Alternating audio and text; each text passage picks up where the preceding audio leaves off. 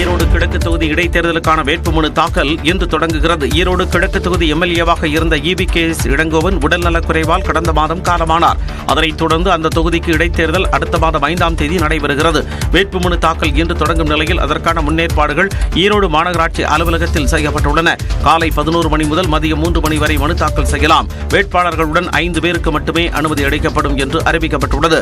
மாநகராட்சி வளாகம் முழுவதும் 13 இடங்களில் CCTV கேமராக்கள் பொருத்தப்பட்டுள்ளன.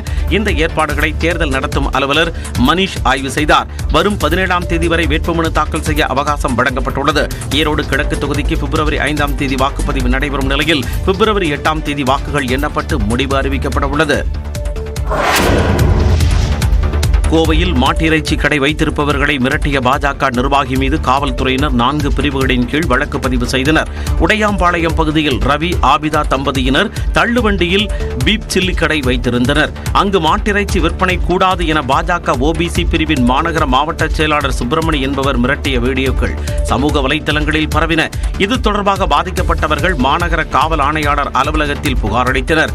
குடும்பத்துக்கெல்லாம் பாதுகாப்பு வேணுங்க, எங்க உயிருக்கு பாதுகாப்பு கண்டிப்பா வேணும். அங்க கடைக்கு போறதுக்கு பர்மிஷன் அவனை அரெஸ்ட் பண்ணணுங்க மெயினா. ஏன்னா தகாத முறையில வந்துட்டு ஒரு லேடிஸ் கிட்டயே ஒரு மரியாதை இல்லாம பேசலாம். எங்க கிட்ட அந்த அளவுக்கு வசதி இல்லைங்க. ஏன்னா நாங்கெல்லாம் அன்னன்னைக்கு சம்பாரிச்சாதான் எங்களுக்கு. இந்த விவகாரம் தொடர்பாக தமிழக முஸ்லிம் முன்னேற்ற கழகத்தினரும் மாநகர காவல் ஆணையாளர் அலுவலகத்தில் புகார் அளித்தனர். அதன் அடிப்படையில் பாஜக நிர்வாகி சுப்பிரமணி மீது துடியலூர் காவல்துறையினர் வழக்கு பதிவு செய்துள்ளனர். கிரிமினல் குற்ற எண்ணத்துடன் மிரட்டுவது, சாதி மத அடிப்படையிலான பகைமையை ஏற்படுத்த முயற்சி செய்தல் உள்ளிட்ட 4 பிரிவுகளில் வழக்கு பதிவு செய்யப்பட்டுள்ளது. இதனை கண்டித்து ஊர் மக்கள் சாலை மறியலில் ஈடுபட்டனர். கோவிலை சுற்றி அசைவ கடைகள் வைக்கக்கூடாது, சுப்பிரமணியன் மீது பதியப்பட்ட வழக்கை திரும்ப பெற வேண்டும் என்பது உள்ளிட்ட கோரிக்கை வலியுறுத்தி முழக்கங்களை எழுப்பினர். சட்டப்பேரவை நேரலையில் எதிர்க்கட்சியினரை காட்டாததை விமர்சித்துள்ள எதிர்க்கட்சித் தலைவர் எடப்பாடி பழனிசாமி, ஆளும் கட்சி வரிசையோடும் சபாநாயகரோடும் சட்டப்பேரவை முடிந்துவிட்டதா என்று கேள்வி எழுப்பியுள்ளார். இதுகுறித்து தனது எக்ஸ் பக்கத்தில் அவர் பதிவிட்டுள்ளார். அதில் பேரவையின் கேமராக்கள் எதிர்க்கட்சியின் பக்கம் திரும்பவே இல்லை என்றார். எதிர்க்கட்சி வரிசை அவ்வளவு அச்சுறுத்துகிறதா என முதலமைச்சருக்கு கேள்வி எழுப்பியுள்ள பழனிசாமி, எதற்காக இவ்வளவு அஞ்சி நடுங்குகிறீர்கள் என்று கேள்வி எழுப்பியுள்ளார். மேலும் யார் அந்த சார் என்ற நீதிக்கான கேள்வி தங்களை அவ்வளவு உறுத்துகிறது என்றால் யாரை காப்பாற்ற இந்த அரசு முயற்சிக்கிறது என்று மீண்டும் கேட்பதாக பதிவிட்டுள்ளார். மக்கள் நலனுக்கான எதிர்க்கட்சியின் கேள்விகளை மக்கள் பார்த்துவிடக் கூடாது என்று அரசு எத்தனிப்பது ஜனநாயக படுகொலை என்று தெரிவித்துள்ள அவர், பேரவை நிகழ்வுகளை எந்தவித ஒளிவு மறைவுமின்றி முழுமையாக மக்களின் குரலான எதிர்க்கட்சியின் கருத்துக்களை நேரடியாக ஒளிபரப்ப வேண்டும் என்று அரசை வலியுறுத்துவதாக குறிப்பிட்டுள்ளார். மேலும் தமிழ்நாடு சட்டமன்றம் பொதுமக்களின் தேவையை சபையேற்றி சட்டமியற்றி திட்டமியற்றி செயல்படும் மக்களின் மேடை என்றும் திமுகவின் பொதுக்கூட்ட மேடை அல்ல என்றும் எடப்பாடி பழனிசாமி தெரிவித்துள்ளார். அண்ணா பல்கலைக்கழக மாணவி வன்கொடுமை வழக்கில் முதல் தகவல் அறிக்கை வெளியான விவகாரத்தில் சென்னை காவல் ஆணையர் மீது நடவடிக்கை எடுக்க வேண்டும் என்ற உயர்நீதிமன்ற உத்தரவுக்கு எதிராக உச்சநீதிமன்றத்தில் தமிழ்நாடு அரசு மேல்முறையீடு செய்துள்ளது. அண்ணா பல்கலைக்கழக மாணவி வன்கொடுமை வழக்கை கடந்த சில நாட்களுக்கு முன் விசாரித்த உயர்நீதிமன்றம் வழக்கை விசாரிக்க 3 பெண் IPS அதிகாரிகள் கொண்ட குழுவை அமைத்தது. பாதிக்கப்பட்ட மாணவியின் அடையாளத்தை முதல் தகவல் அறிக்கையில் குறிப்பிட்டதற்கு கண்டனம் தெரிவித்த நீதிமன்றம் வழக்கு தொடர்பாக அரசிடம் அனுமதி பெறாமல் செய்தியாளர் சந்திப்பை நடத்திய சென்னை காவல்துறை ஆணையர் அருண் மீது சட்டப்படி நடவடிக்கை எடுக்கவும் உத்தரவிட்டது. இந்நிலையில் காவல் ஆணையர் அருண் மீது நடவடிக்கை எடுக்க வேண்டும் என்ற உத்தரவிற்கு எதிராக மட்டும் உச்சநீதிமன்றத்தில் தமிழ்நாடு அரசு மேல்முறையீடு செய்துள்ளது. முதல் தகவல் அறிக்கை வெளியானதற்கு தமிழ்நாடு காவல்துறை காரணமல்ல என்றும் மத்திய அரசின் தேசிய தகவல் மையத்தின் நிர்வாக குறைபாடே காரணம் என்றும் மனுவில் தெரிவிக்கப்பட்டுள்ளது. இந்த மனு விரைவில் விசாரணைக்கு வரும் என்று எதிர்பார்க்கப்படுகிறது. அதே நேரத்தில் சிறப்பு புலனாய்வு விசாரணை நடத்த வேண்டும், இழப்பீடு வழங்க வேண்டும் என்ற உத்தரவுகளை எதிர்த்து மேல்முறையீடு செய்யப்படவில்லை.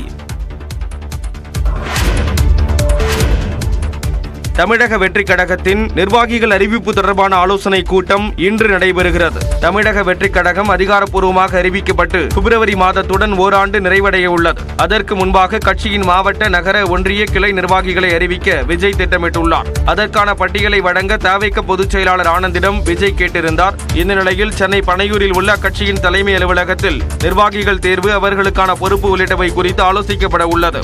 இதற்காக கட்சியின் மாவட்ட தலைவர்கள் மற்றும் அணி தலைவர்களுக்கு அழைப்பு விடுக்கப்பட்டுள்ளது. 21வது நூற்றாண்டில் இந்தியா அசுர வேகத்தில் வளர்ந்து வருவதாக பிரதமர் மோடி தெரிவித்துள்ளார். ஒடிஷாவின் புவனேஸ்வரில் 18வது பிரவாசி பாரதி ரிவாஸ் விழாவில் பிரதமர் மோடி கலந்து கொண்டார். விழாவில் புலம்பெயர் சுற்றுலா பயணிகளுக்கான சிறப்பு பிரவாசி பாரதிய விரைவு ரயில் சேவையை பிரதமர் மோடி காணொலி மூலம் தொடங்கி வைத்தார். தொடர்ந்து விழாவில் பேசிய அவர் உலகளாவிய தேவைகளுக்கு ஏற்ப திறன்சார் ஆற்றலை இந்தியா தொடர்ந்து வழங்கி வருவதாக கூறினார். மேலும் சர்வதேச அளவில் பதற்றங்களுக்கு மத்தியிலும் புலம்பெயர்ந்தவர்களை கருத்தில் கொண்டு அவர்களுக்கு ஆக்கப்பூர்வமான உதவிகளை இந்திய அரசு தொடர்ந்து வழங்கி வருவதாக பிரதமர் மோடி கூறினார். 21வது நூற்றாண்டில் இந்தியா அதன் இலக்கை நோக்கி நம்ப முடியாத வேகத்தில் முன்னோக்கி செல்வதாக பிரதமர் மோடி தெரிவித்தார். சத்தீஸ்கரில் பாதுகாப்பு படையினர் நடத்திய துப்பாக்கிச் சூட்டில் 3 நக்சல்கள் சுட்டுக் கொல்லப்பட்டனர். சுக்மா மாவட்டத்தில் பாதுகாப்பு படையினர் நடத்திய நக்சல் எதிர்ப்பு நடவடிக்கையில் 3 பேர் என்கவுண்டர் செய்யப்பட்டனர். மேலும் வெடிகுண்டு உள்ளிட்ட ஆயுதங்கள் கைப்பற்றப்பட்ட நிலையில் பாதுகாப்பு படையினர் தொடர் தேடுதல் வேட்டையில் ஈடுபட்டுள்ளனர். முன்னதாக கடந்த 6ஆம் தேதி நக்சலைட்டுகள் நடத்திய வெடிகுண்டு தாக்குதலில் 8 பாதுகாப்பு படை வீரர்கள் உள்ளிட்ட 9 பேர் கொல்லப்பட்டனர். இதனையடுத்து நக்சல் எதிர்ப்பு நடவடிக்கையில் பாதுகாப்பு படையினர் தீவிரம் காட்டி வருகின்றனர்.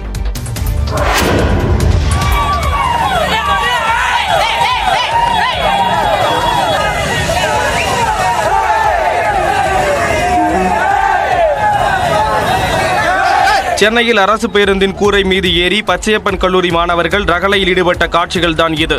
பச்சையப்பன் கல்லூரியில் பொங்கல் பண்டிகை விழா கொண்டாடப்பட்டது. காலை 10 மணிக்கு மேல் வந்த மாணவர்களை கல்லூரி நிர்வாகம் உள்ளே அனுமதிக்கவில்லை என தெரிகிறது. இதனால் 11:40 மணியளவில் கல்லூரிக்குள் தங்களை உள்ளே விடும்படி மாணவர்கள் முழக்கமிட்டனர். ஆனாலும் அவர்கள் உள்ளே அனுமதிக்கப்படவில்லை. ஆத்திரமடைந்த மாணவர்கள் பூந்தமல்லி சாலையில் பேரணியாக சென்று அராஜகத்தில் ஈடுபட்டனர்.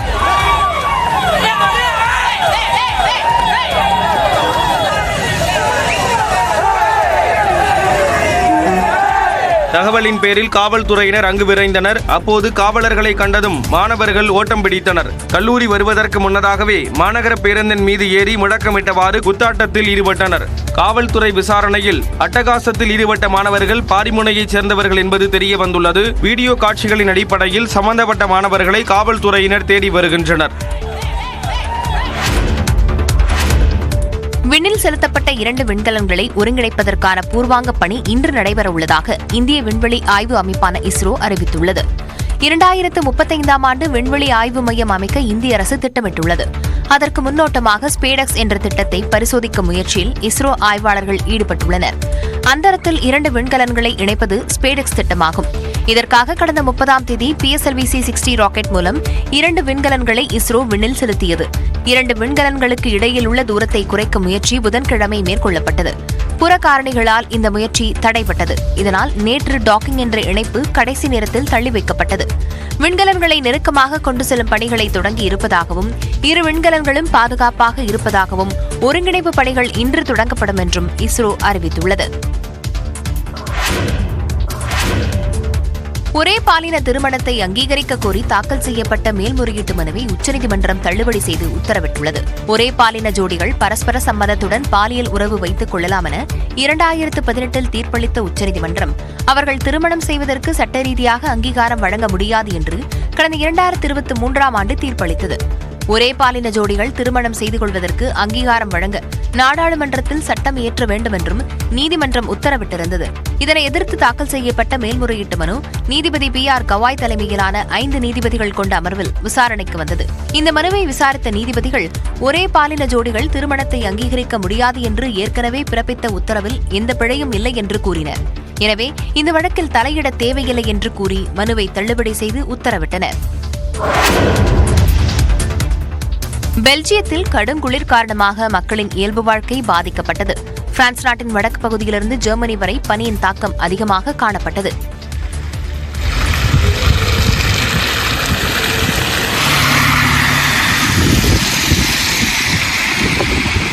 பெல்ஜியம் தலைநகர் பிரசல்ஸில் பனிப்பொழிவு காரணமாக சாலைகளில் அதிகளவு பனி இருந்தது.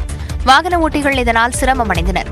மழை போல பனியும் பொழிந்ததால் மக்கள் குளிருக்கு இதமான ஆடைகளை அணிந்து நடமாடினர்.